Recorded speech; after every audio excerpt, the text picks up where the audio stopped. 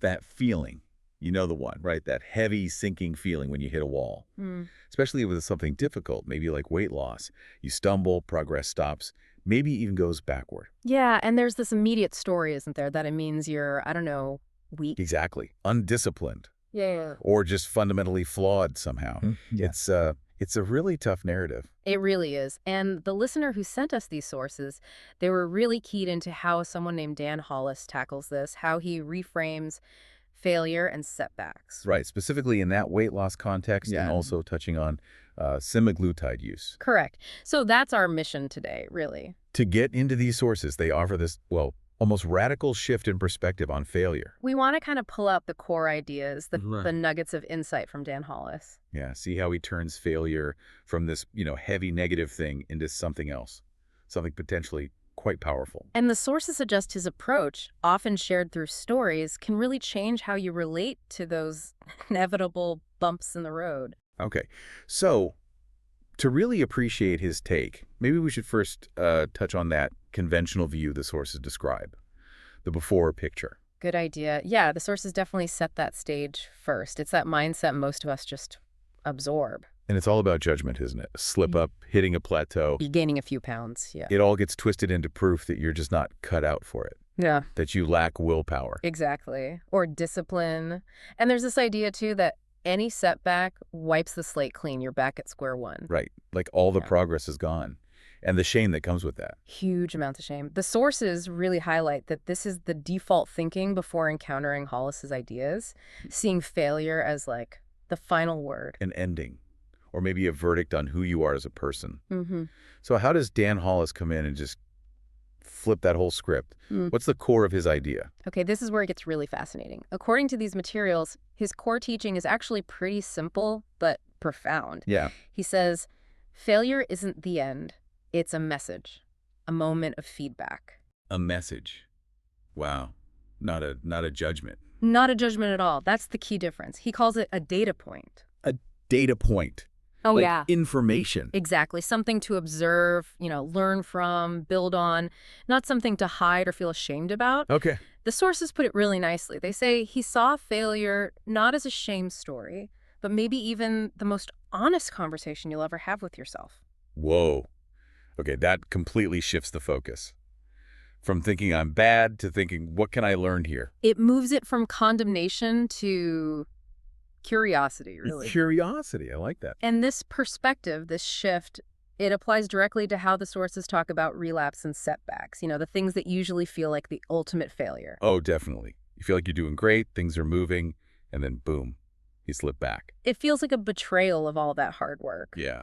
But Hollis taught, according to these sources, that relapse isn't a betrayal of progress. Okay, so what is it then? He framed it more like the brain asking for the old familiar rhythm, The brain asking. Like it's just checking in. sort of reverting to what it knows. And crucially, the sources say he warned that ignoring that signal, just trying to power through without understanding, that can lead to fracture. Fracture. That Yeah. sounds deeper than just a setback. Like Mhm. something breaks. It implies a bigger disruption, yeah. He also stressed that these setbacks aren't like random disasters. They're predictable, not shameful. Predictable. Yeah.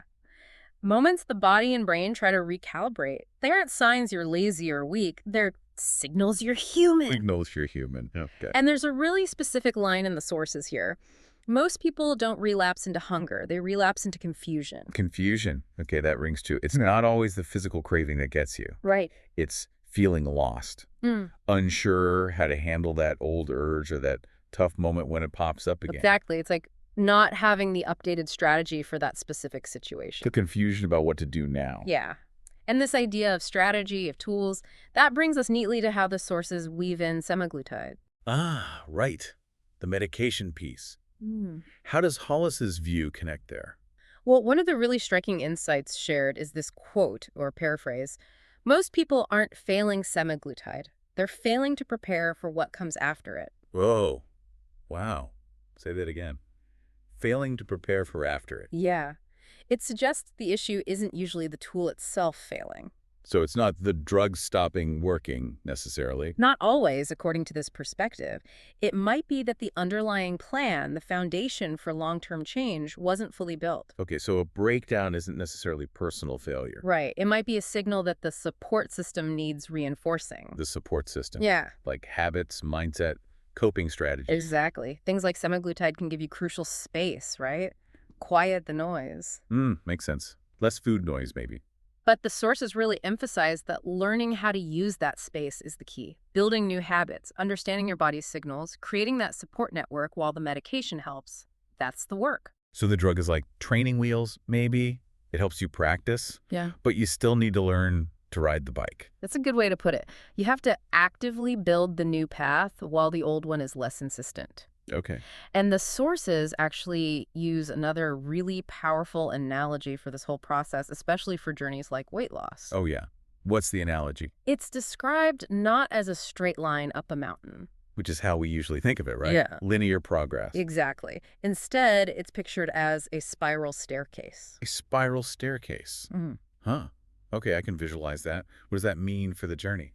It means the path isn't always straightforwardly up.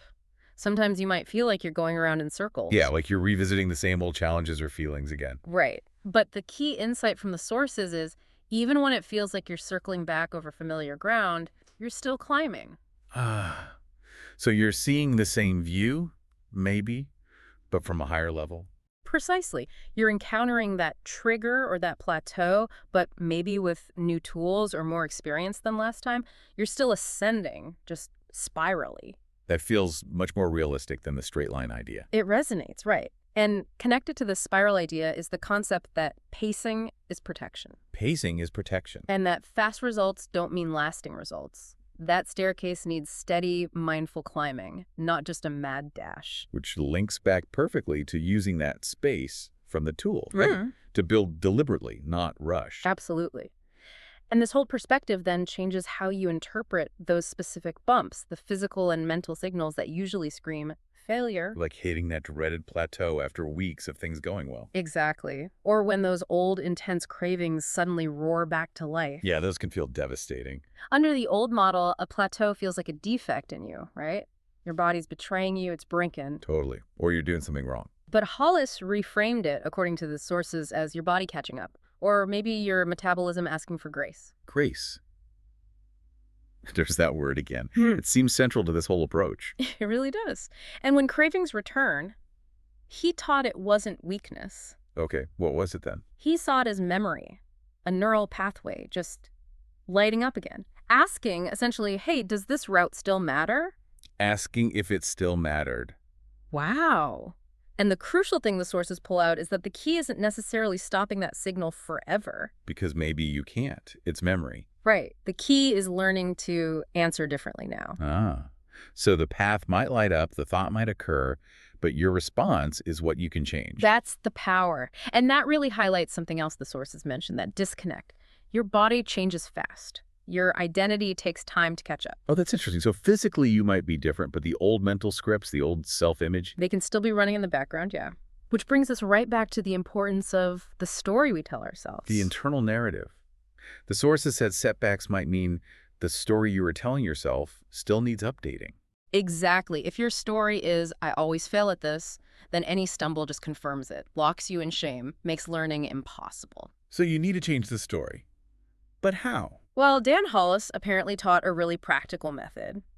When you hit a setback, narrate it internally not as a judgment I messed up again, but as a question. A question. Yeah. Instead of a statement of failure, but kind of question. The sources give these specifics, the questions he encouraged people to ask right in that moment. What am I feeling? What do I need? Who do I want to become? Okay. What am I feeling? What do I need?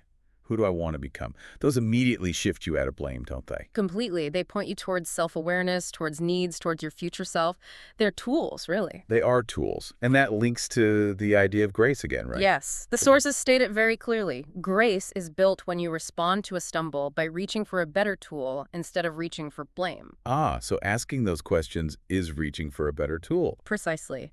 Instead of the default tool self-criticism, I failed because I'm weak, you pick up the tool of inquiry. Okay, what's actually happening here? What's needed? Right. It fits with what the sources say. The shame isn't in failing. The shame is in pretending you were supposed to be perfect. Hmm. Learning to pause and ask, okay, what story am I telling myself about this stumble? Is it helpful? Is it moving me towards who I want to be? Uh, That is using a better tool. That's building grace. and it feels like this whole way of thinking, even though these sources talk about it through the lens of weight loss, it must apply much more broadly. Oh, absolutely. The sources explicitly state that learning this perspective through that specific challenge fundamentally changed the writer's relationship with every misstep in life. Makes sense. Because the core lesson is universal, isn't it? How to handle setbacks without letting them define you. Seeing them not as proof you're inadequate, but as information, as opportunities, really. Yeah. It's learning how to, what do the sources call it? Fail forward. Exactly. Fail forward. Knowing that being in the messy middle of a setback doesn't mean you're losing. It might mean you're learning. And Hollis, they say, makes room for both. Yeah. Losing and learning aren't mutually exclusive. Right. Failure isn't the opposite of success in this view. It's often a messy, necessary part of the path towards it. If you engage with it differently, using these kinds of tools. Yeah, if you choose to see the data, use the feedback. This has been, well, really insightful, diving into these sources you shared, listener. Yeah. This transformation Dan Hollis offers, it's powerful. It really is. Shifting from failure as an endpoint, a flaw, To seeing it as data, feedback, a predictable, maybe even necessary part of a journey that isn't a straight line. and the takeaways from the sources feel really actionable, don't they? Practice curiosity over judgment. Ask those questions. What am I feeling? What do I need? Who do I want to become? And choose the better tool inquiry over the old one, blame. And it really shows how much depth can be found when you dig into sources like the ones you provided. Thank you for sharing them. Absolutely. It highlights the richness already there, just waiting for a different lens. So as we wrap up, here's a thought for you to take away, something drawn straight from this material we've explored today. If setbacks really are just data points, just feedback, what's the single most important message your last stumble, big or small, was trying to give you? And maybe. Yeah. Are you willing to actually hear it now?